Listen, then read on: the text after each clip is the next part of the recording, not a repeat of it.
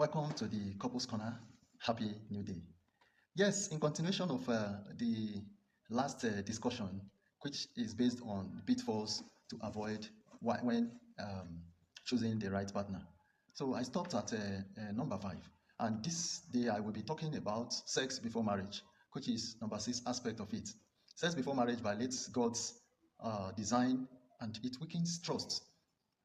While society normalizes it, scripture condemns it clearly. You see, marriage is honorable in all, which the scripture tells us, and the bed undefiled. And he tells us that whoremongers and adulterers, God will judge.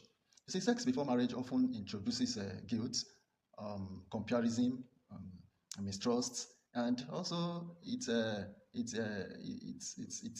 introduces this kind of spiritual vulnerability. So the devil, which is the enemy, uses the past sexual escapade, the past sexual lives or compromises to accuse and destabilize marriages. So it is advisable we avoid it. And the scripture tells us flee sexual and immoral lives. And number 6, ignoring toxic or immoral in-laws. How do I mean? Marriages does not only unite two individuals. It connects families, of which we know. It connects families. Parents who lack the fear of God can poison a marriage through bad counsel, manipulations, and interferences.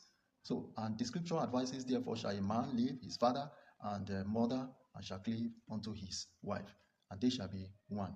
So, if the marriage is not based on two of them leaving their parents, cleaving to their spouses, that marriage is bound to sink. So God encourages that we respect each other and not to rely on our parents in order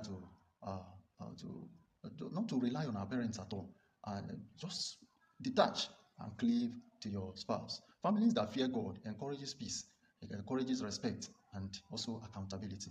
So he that walks with the wise, as the scripture tells us, shall be wise also. So if your parent-in-laws or if your parents are wise parents, they will be able to advise you wisely, especially in a situation where they notice or they see that you are going wrong.